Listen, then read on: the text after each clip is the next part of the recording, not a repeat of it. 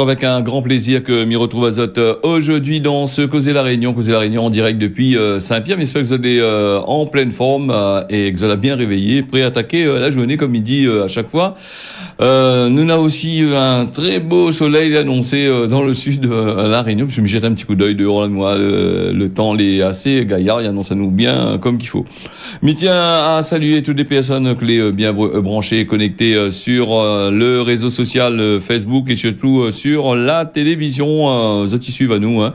Et puis bien sûr sur YouTube aussi, ça a la possibilité un petit peu plus tard de regarder l'émission là, et l'émission les rediffuser à partir de 23h le soir sur la télé.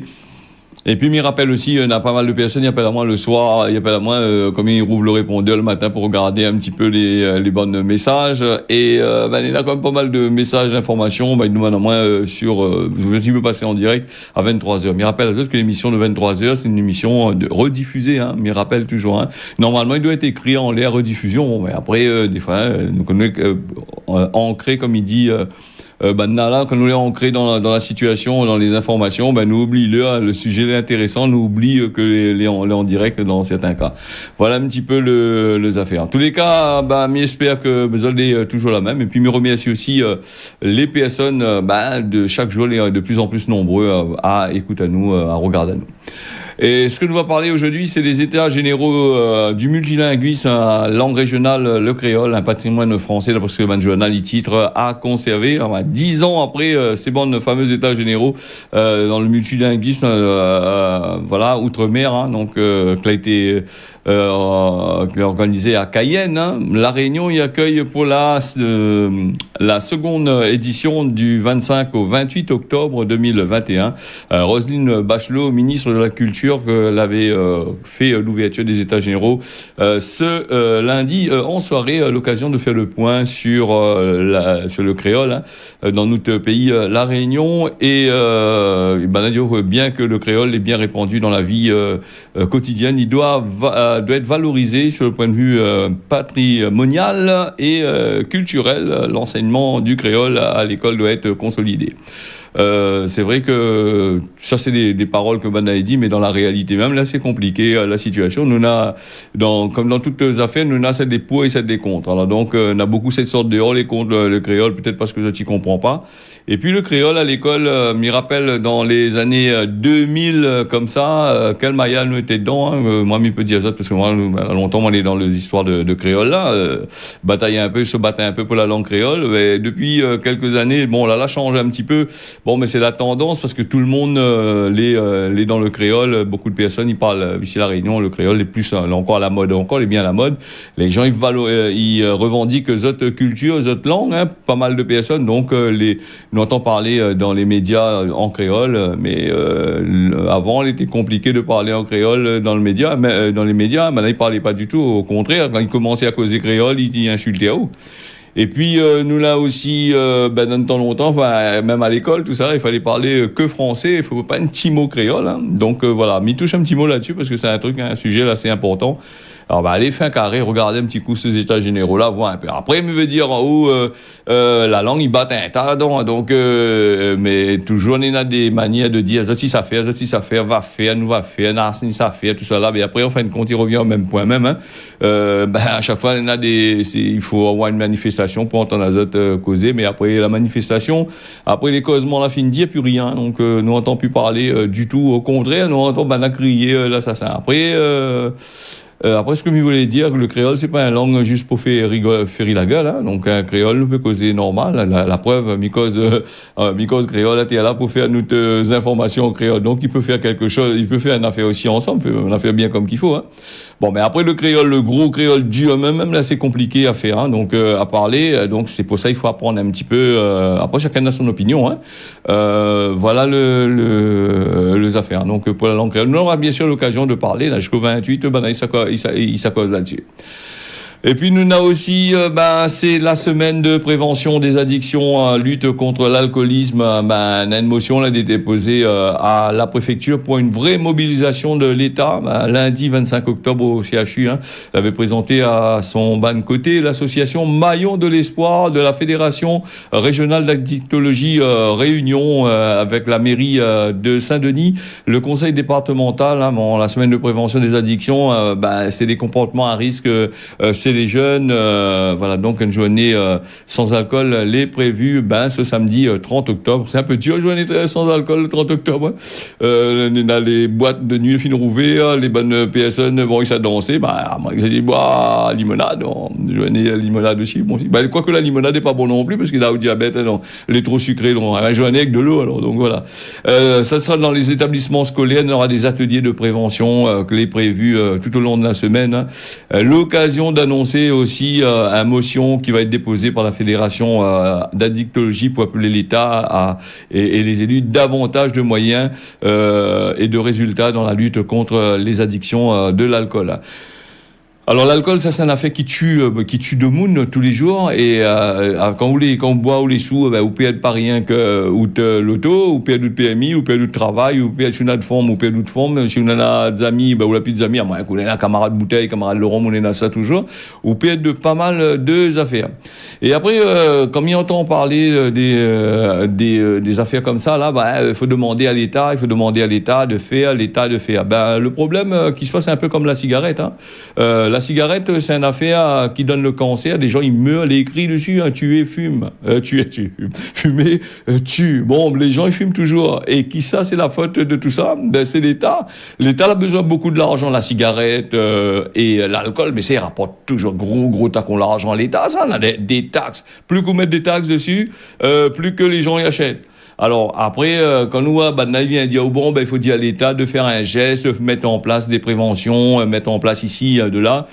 Ce que l'État il devrait faire justement, c'est couper les ponts directement avec, arrêter de vendre de l'alcool. Après, nous va bien voir la situation. Donc après s'il arrête de vendre de l'alcool aussi, il y a 2-3 usiniers, il gagne le coup, il gagne le choc aussi, parce que ça fait avec tout ça dessus qui fait l'alcool là, ça manque de sucre, il gagne le diabète. Donc alors ça c'est un fléau mondial, l'alcool, ça il touche pas rien que la Réunion, il touche la France aussi. Si ici on a dit nous boire rien que le rhum, sur le bon chemin, allez voir en France, ça va, on a une bouteille de vin bon marché aussi, de l'autre côté il dort dans le chemin aussi, mais pareil même l'alcool, ça il touche tout le monde. Voilà. Et la faute, c'est pas du boug qui boite et la faute, c'est quasiment au gouvernement qui met en place, qui continue à vendre cette saleté-là. Donc voilà, à retirer.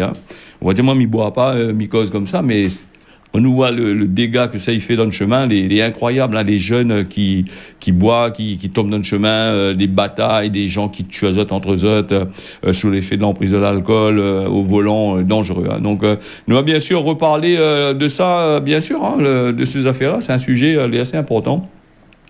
Et puis, vous pouvez envoyer nous un message, notre commentaire, tout ça là, et puis nous va garder, commenter sur les réseaux sociaux. Sinon, ça, les commentaires par téléphone, tout ça, là, pas de problème. Nous jette un petit coup d'œil et m'y parle de ça. Donc, on avait quelqu'un qui avait envoyé un moment à propos de la délinquance. Ça, c'était qui? C'est Françoise qui m'a parlé un petit peu de la délinquance. La délinquance, à La Réunion, il y en a partout. Moi, je suis pas un spécialiste de la délinquance, mais ce que m'y voit dans le chemin, surtout la nuit, des fois quand ça va faire une course, on a besoin de faire quelque chose d'important, ou à ces bonnes bougues ou ces bonnes jeunes là, en groupe dessous les kiosques, ou aussi après une bonne jeune, dans une vieux bougue aussi. Après on est là le bonne bougue en train de tourner, ou les bonnes femmes jeunes filles là en train de tourner sur un vélo et tourne à gauche, fait zigzag sur la route, on dirait autant de rôde d'une affaire par-ci par-là. Ça c'est bougue à 11h minuit dans le chemin, que ça fait dans le chemin.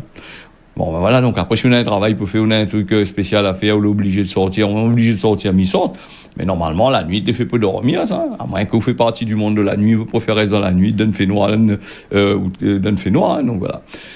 Alors nous va reparler aujourd'hui, nous va parler de ça, n'inquiète pas, comme il dit à chaque fois, nous dit ça, nous revient toujours dessus les bonnes histoires de délinquance et compagnie, des trucs comme ça. Il me vise personne, hein, mais moi je me fait une constatation qui me vient. Après, voilà, donc il a des affaires aussi.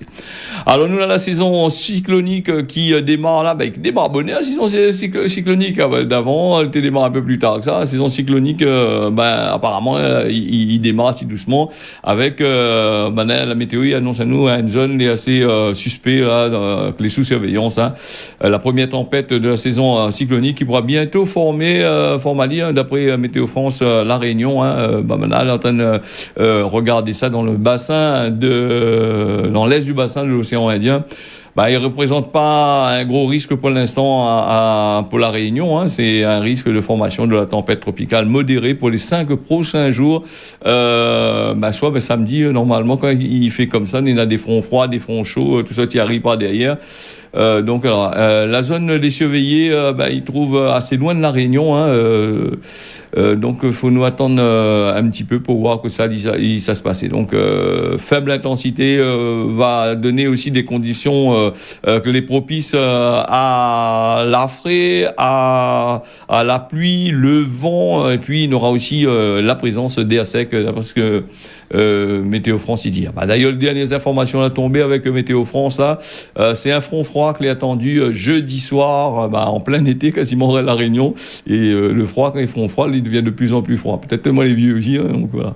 Météo France il fait le point sur l'activité cyclonique dans le bassin là, donc avec un front froid, les prévus là pour dans la nuit de jeudi à vendredi. Sortez un peu de bonne couette là, c'était un peu frileux, donc ça sera machin.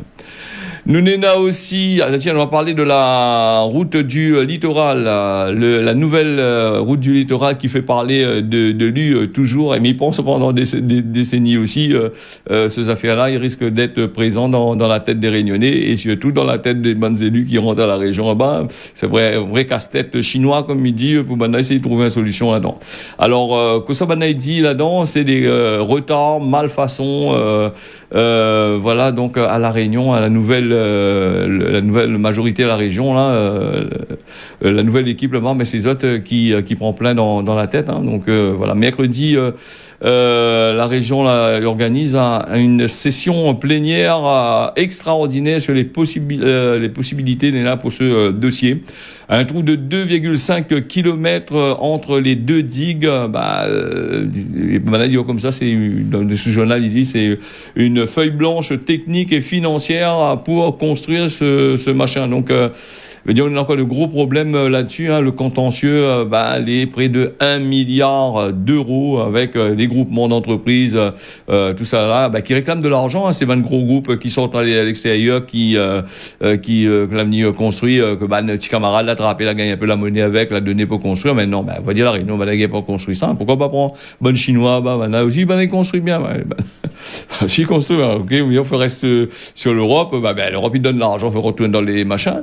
Et donc ce gros trou là de 2,5 km sera assez compliqué. Alors là ce qu'il dit dans la presse, il y a quand même des malfaçons, il y a des trucs qui ont été dissimulés, des retards en cascade.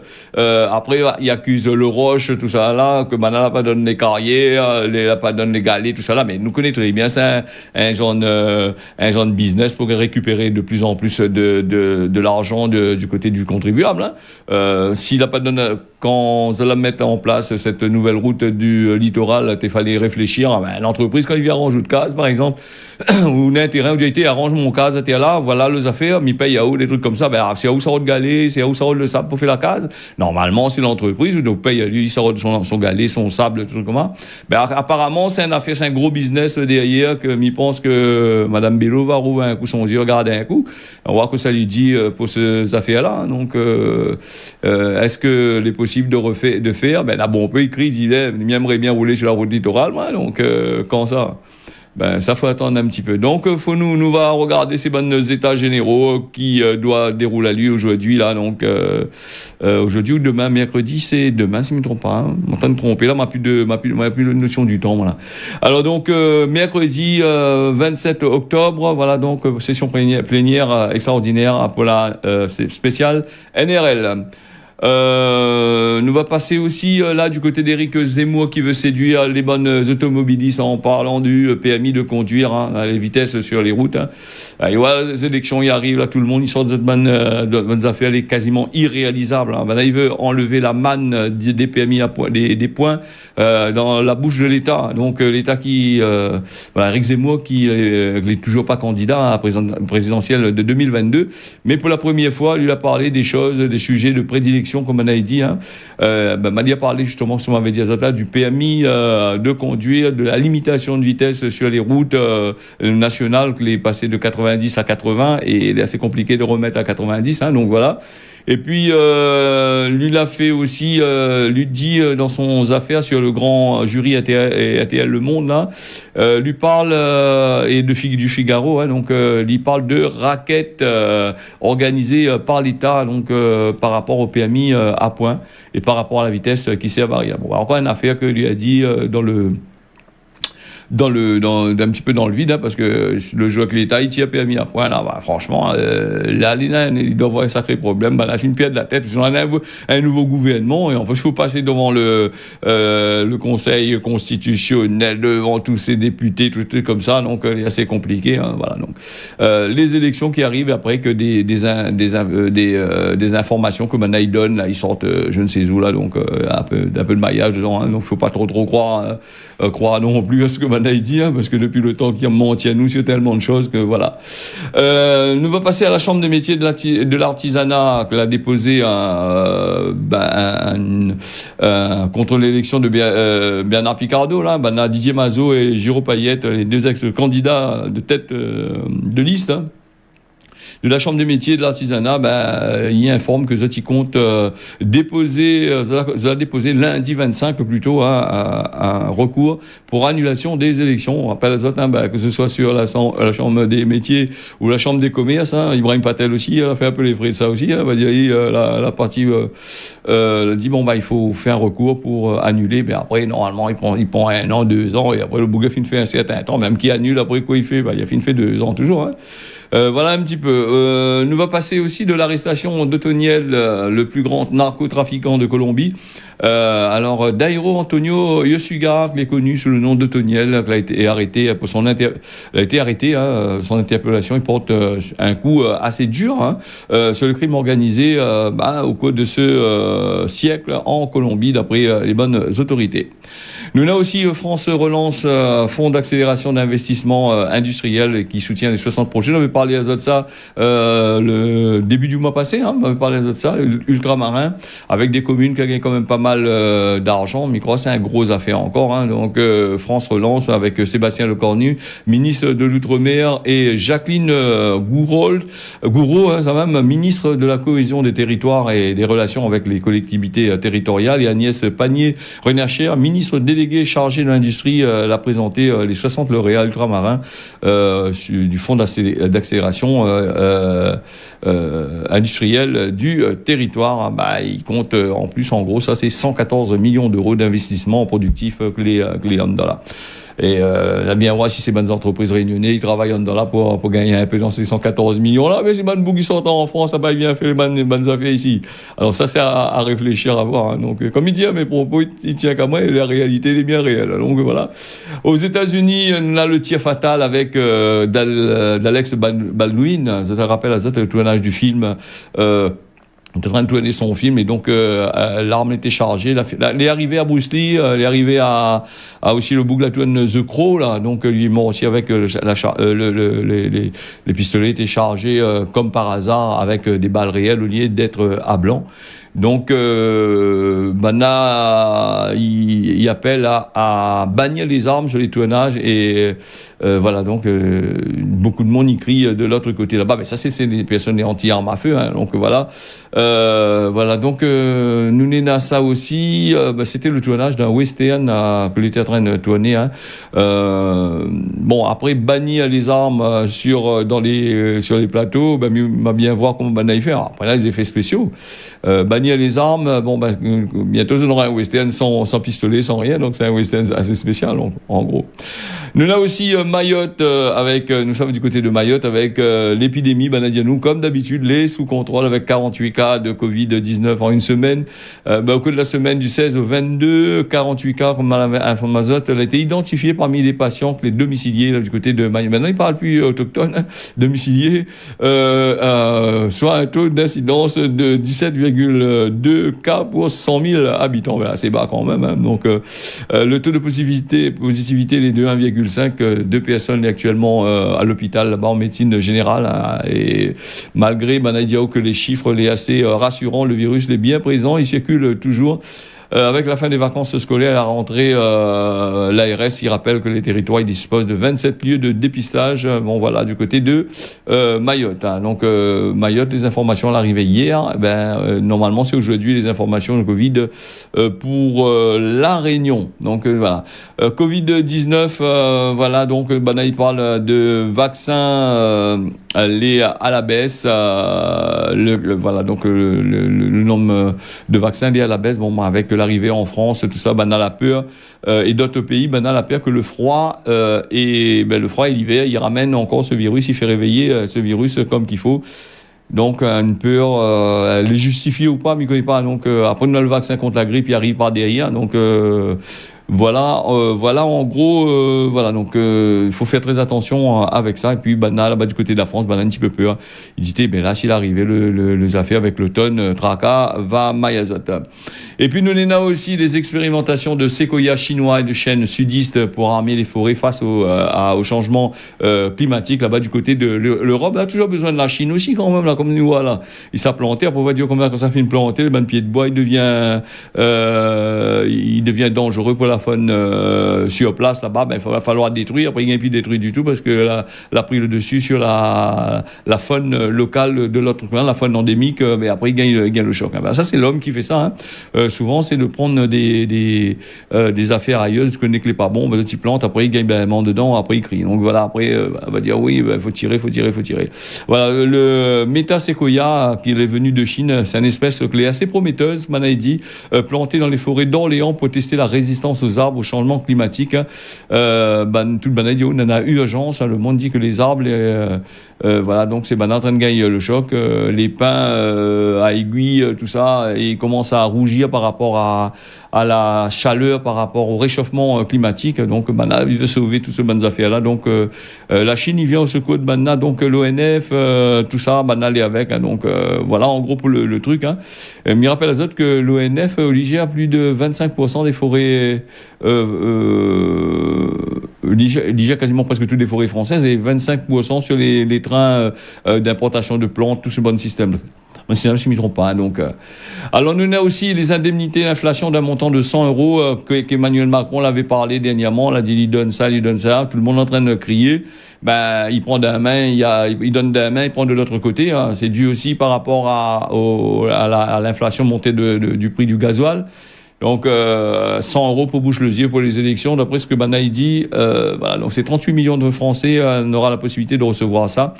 Après, pour savoir si vous êtes éligibles, il faut attendre encore un petit peu. Là, vous voyez, le chèque par la poste, hein, t'inquiète pas. Hein. Ou sinon, ça, vous voyez, un petit courrier pour que les autres viennent draper. 100 euros qui fait polémique un peu partout. Ce que Banaï voulait, c'était de baisser un peu la TVA, n'aurait arrangé tout le monde. Hein. Mais qu'est-ce qu'il baisse la TVA? Mais les commerces vont augmenter tous les trucs. Hein. Nous, on est dans une chaîne sans un circuit où tout y tourne autour du fric. Hein. Donc, quand il baisse d'un côté, l'autre côté il augmente. Hein. Par exemple, il augmente la location logement. Par exemple, on est là les bougs qui vendent le loyer, les sociétés de loyer. Les autres, ils augmentent cette affaire aussi. Hein.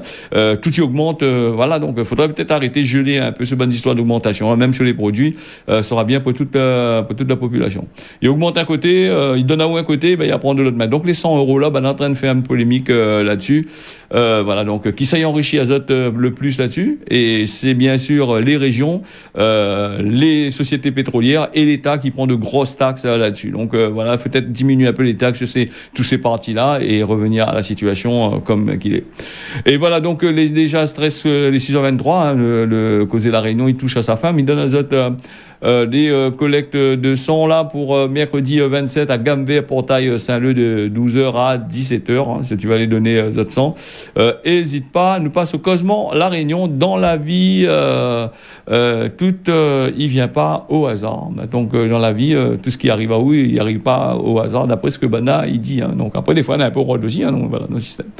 Nous allons passer du côté de la météo avec un temps plutôt couvert avec de droite farine la pluie est prévue dans les hauts, surtout sur les montagnes, hein, donc ici pour la Réunion. Mayotte, il est prévu un beau soleil le matin, nuages avec des nuages aussi. L'après-midi, il est prévu de la pluie. Et puis du côté de l'île Maurice, nous n'avons quand même un temps plutôt nuageux, plutôt beau temps, hein, nuageux avec dans l'après-midi comme d'habitude après ce temps d'été là, un petit peu de nuages par-ci, par-là. Voilà, ce causer la Réunion là, la fini. Mais remercie les autres d'avoir suivi ça. Moi, je donne à autres rendez-vous demain matin à partir de 6h jusqu'à 6h25. Mais autres, tiens beau serrer l'arc pas. Bonne journée à autres. Ensemble, nous tiens beau.